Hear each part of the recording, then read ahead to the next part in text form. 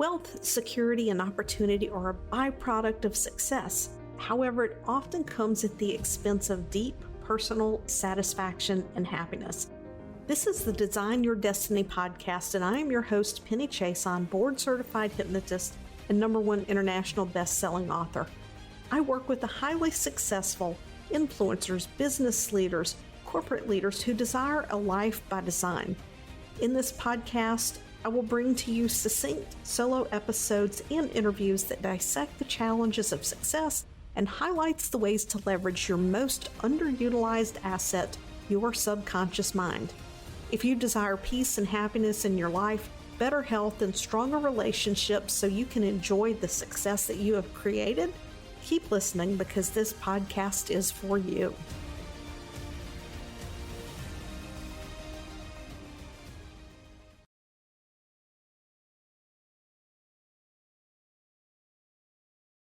Hey everybody, today we're talking about the not so sexy side of personal growth.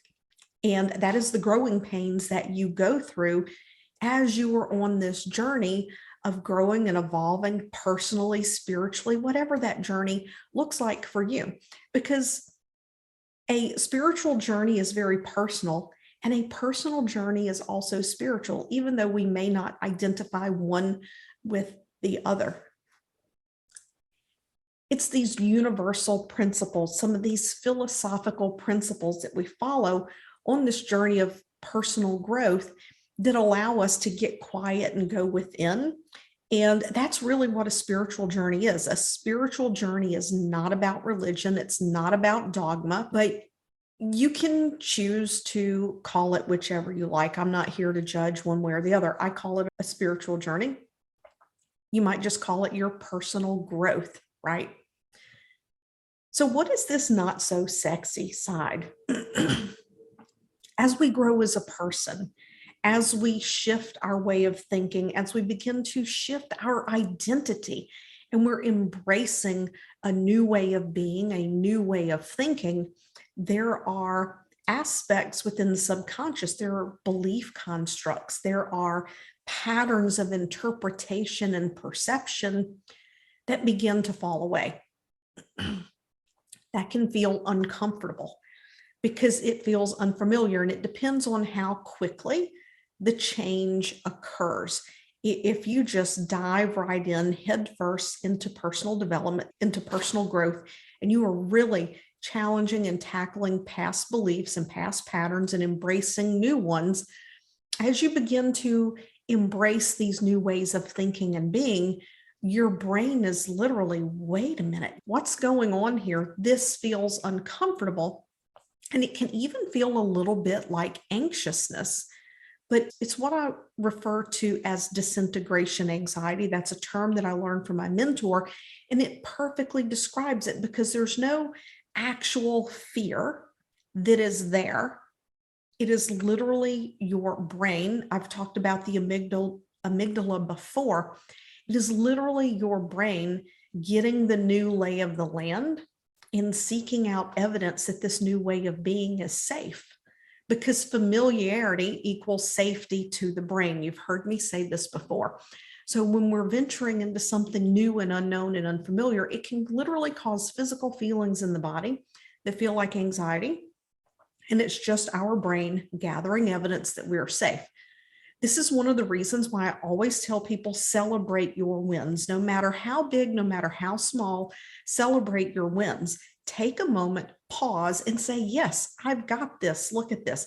Because what we're doing is we're showing our brain that we have evidence that what we're doing is safe. It's not dangerous, so that we can begin to mitigate this unnecessary fear response that's happening. And yes, I said fear response because even though there's not a legitimate fear there, that's the part of the nervous system that gets activated. That's why it feels like anxiousness. One of the other things that will happen, especially if you're in business and you're growing, one of the principles that's very widespread, and it's actually true, is that we become the average of the 5 people we spend the most time with. So we begin to form a new network. We form new connections. We have new bonds. And some of the people that we love, some of the people that we care about, some of our other friends, they may not feel comfortable being around us anymore. We've changed, and it brings up all kinds of feelings within people around you, and it can bring up feelings within yourself. Because when we care about people and we love people, we don't think of ourselves as leaving people behind. But sometimes there are friendships that, and I'm not meaning those deep bonded friendships. Sometimes there are acquaintances and relationships that will begin to fall away because you are on a new and different path. And as that happens, I want you to know, if your intention and your feelings are pure, right? You're moving forward, you're growing, you're not being callous or malicious or just disregarding people, right? Out of spite or anything like that. It's just a natural progression.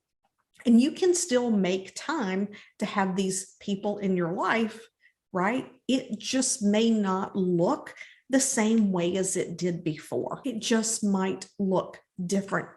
Consider, how many friends do you have around you today that when you were in high school, you were like, oh my God, we're best friends. We're going to be friends for life. Yes, some of those friends carry through, but how many of them? How many of them, as you, maybe you went to college, maybe you didn't go to college, maybe you went right into entrepreneurship, but or the military or whatever that might look like. How many of those relationships you just began to distance and didn't have as much in common anymore? And I think that's one of the most challenging things when you're in personal growth, is that there begins to be distance in some of those relationships.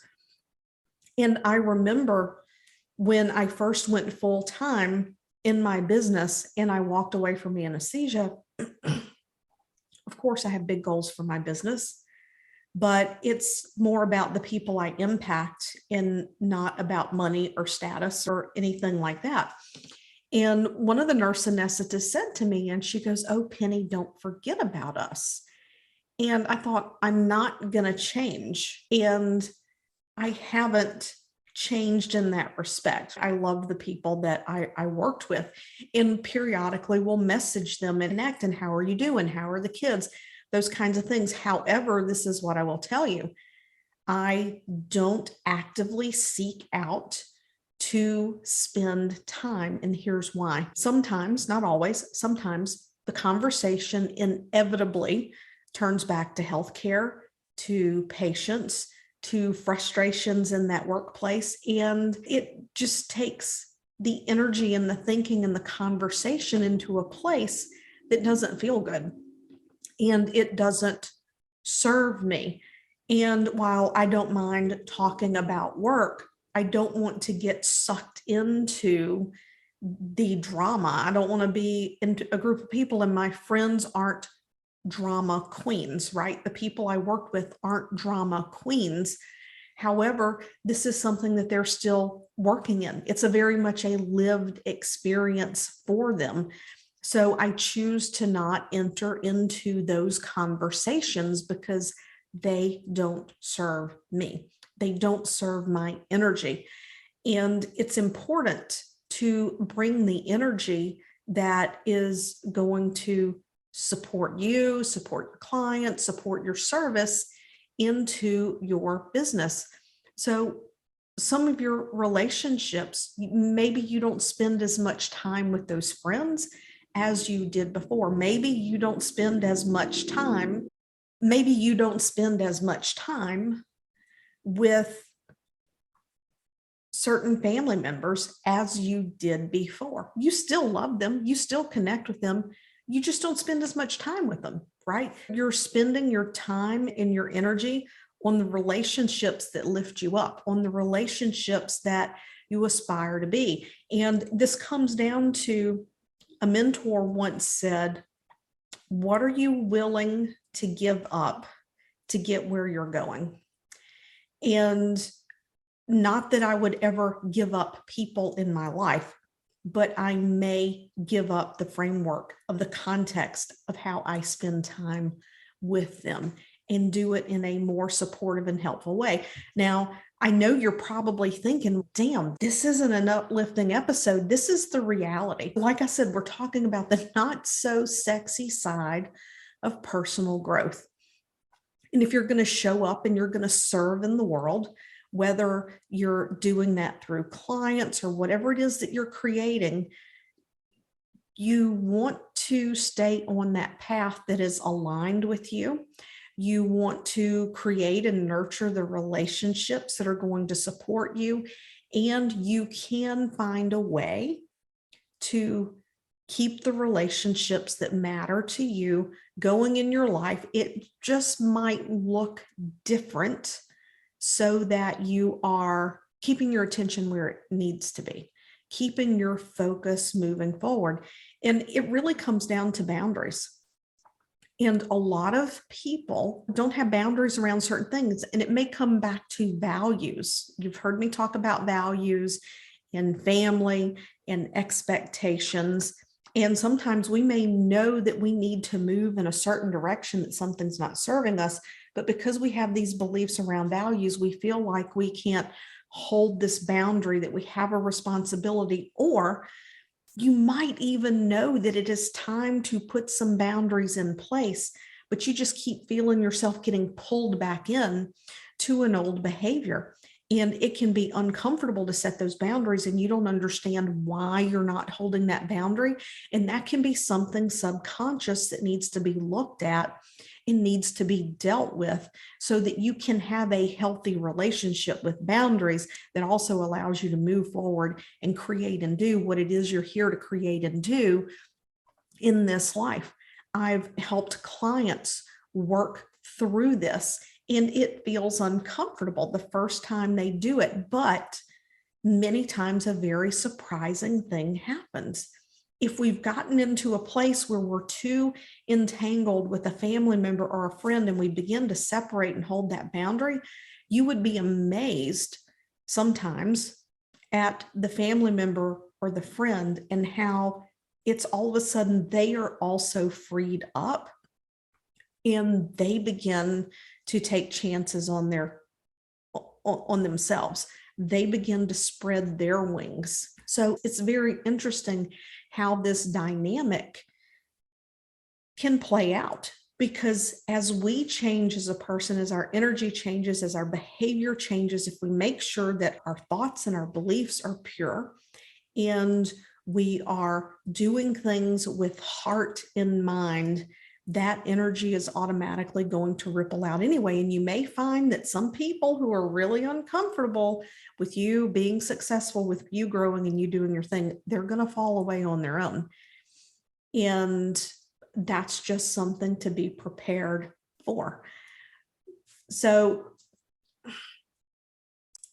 another thing to be aware of is that as you go on this journey of growth, there may come a point in time when you have outgrown what you have created. And you may find yourself saying, okay, this was great. I did it. I loved it.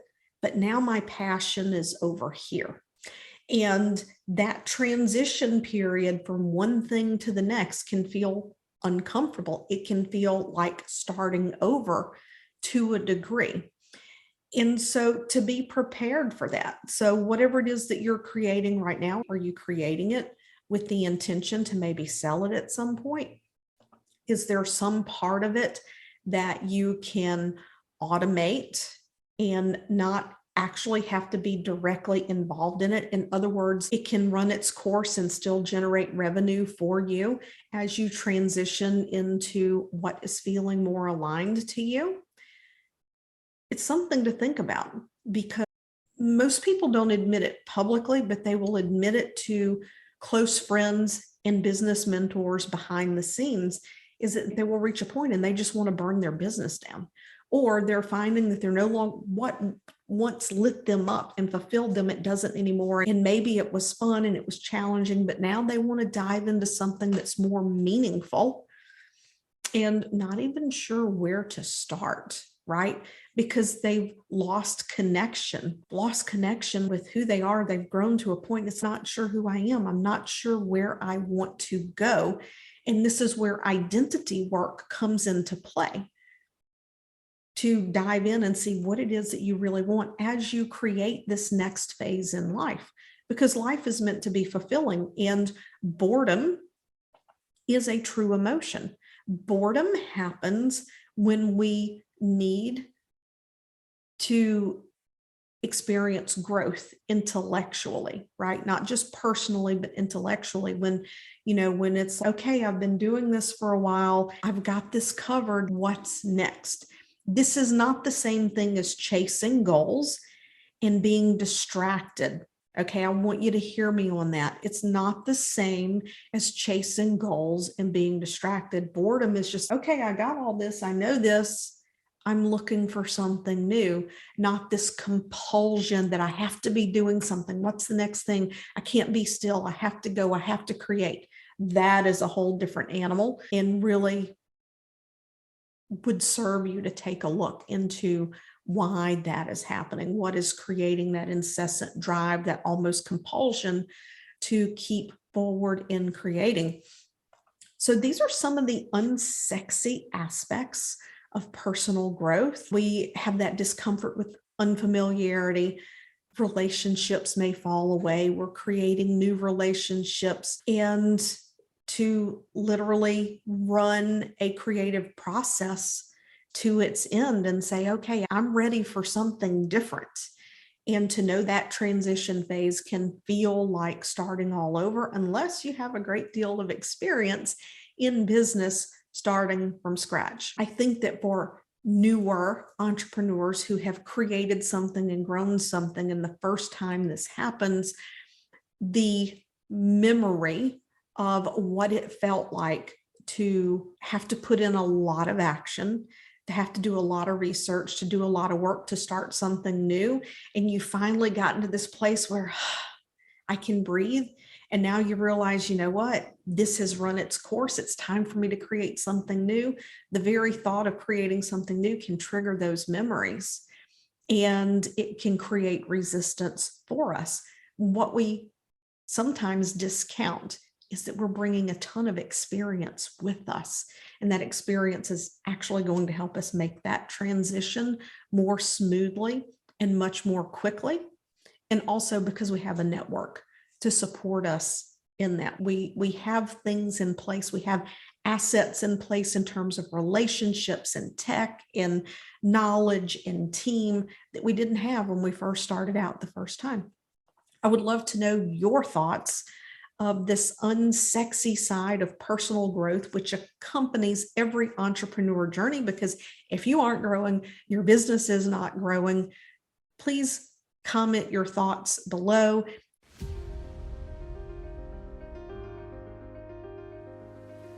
Thanks for listening to this episode of Design Your Destiny.